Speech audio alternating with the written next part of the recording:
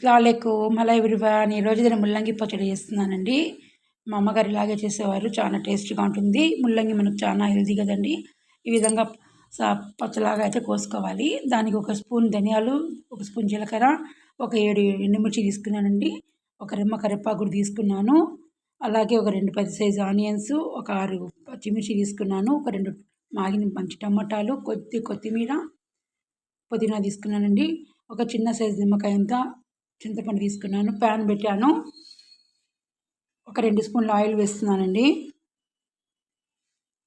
Oil heat అవ్వగానే ఈ ధనియాలు, జీలకర్ర, ఎండుమిర్చి వేసుకోవాలండి. కొంచెం డ్రై రోస్ట్ చేసుకోవాలి. కొంచెం బాగా రోస్ట్ చేసుకోవాలి. అంటే మాడిపించొద్దండి, స్లోలో పెట్టుకోండి. మనం ఏది కూడా మాడిందనుకోండి అది టేస్ట్ వేరుగా అయిపోతుంది. ఈ పచ్చడి అయితే చాలా హెల్తీ అండి. ముల్లంగి చాలా హెల్తీ కదండి. కిడ్నీ సమస్యలు ఉన్న వాళ్ళకి చాలా మంచిది. చాలా మంచిదండి ముల్లంగి పచ్చడి తిన్నామంటే. కొంతమంది తినరు. ఈ విధంగా చేసి చూడండి. తినని వాళ్ళు కూడా తింటారు. కొద్ది కరివేపాకు కూడా యాడ్ చేశానండి. పిల్లలంతా కరివేపాకు కూడా తీసి పడేస్తూ ఉంటారు కదా. కొత్తిమీర, పుదీనా ఈ పచ్చడిలో కలిపి పెట్టారనుకోండి తీసడానికి వాళ్ళకి అవకాశం ఉండదు. అలాగే తింటారు. చాలా బాగుంటుంది. వేడి వేడి అన్నంలో కొద్దిగా నెయ్యి వేసుకొని కలుపుకొని తిన్నామన్నా, సంగటి చేసుకొని తిన్నా చాలా టేస్ట్ చాలా సూపర్గా ఉంటుందండి. పాతకాలం పద్ధతిలో చేస్తున్నాను. మా మదర్ ఇలాగే చేసేవాళ్ళు. రోస్ట్ అయిపోయిన తర్వాత ఇంకొంచెం 2 స్పూన్ల ఆయిల్ వేస్తున్నానండి. అదే ప్యాన్లో పచ్చిమిర్చి వేసుకుంటున్నాను.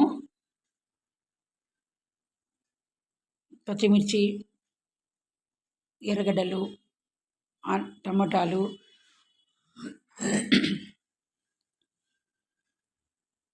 అన్నీ వేసుకొని మనము మీడియంలో పెట్టుకోవాలండి. హైలో పెట్టుకోకూడదండి. మాడిపోతే మళ్ళీ టేస్ట్ మారిపోతుంది.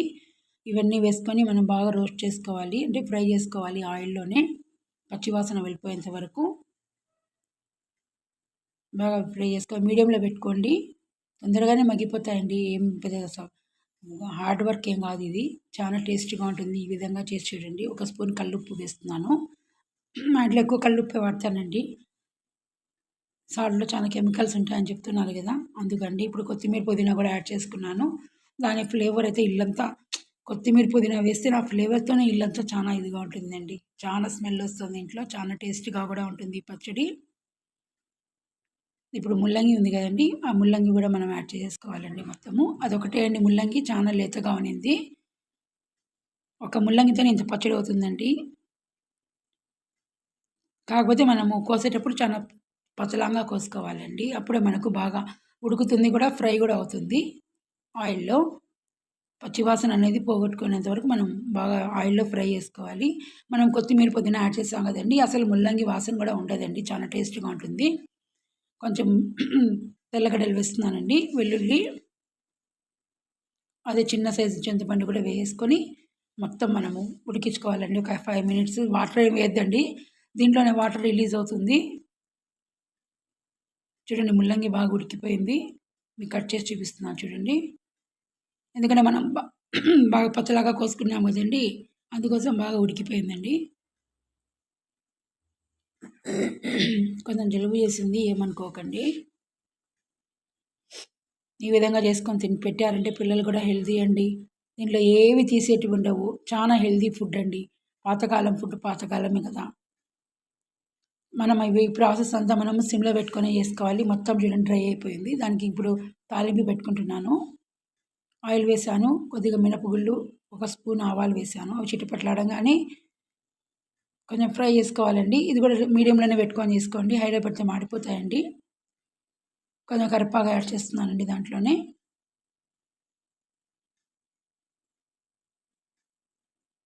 ఈ పచ్చడి కొంచెం మనము రోట్లో దంచుకున్నట్టు కొంచెం బరకగా చేసుకున్నామంటే టేస్ట్ బాగుంటుందండి. చూడండి పచ్చడిలో యాడ్ చేశాను. చూడండి ఎంత బాగుందో కలర్ఫుల్గా. మీకు టేస్ట్ తగ్గట్టు కారం గీరం కూడా అడ్జస్ట్ చేసుకోవచ్చండి. నాకైతే కొంచెం స్పైసీగానే తింటారు మా ఇంట్లో. చూడండి బరక రోట్లో దంచినట్లే ఉంది. ఈ విధంగా కొంచెం మనము బరకగా చేసుకోవాలండి. నా ఛానల్ లైక్ చేయండి. అందరూ చూస్తున్నారు కానీ సబ్స్క్రైబ్ చేయడం లేదు. లైక్ చేయండి ప్లీజ్ అండి.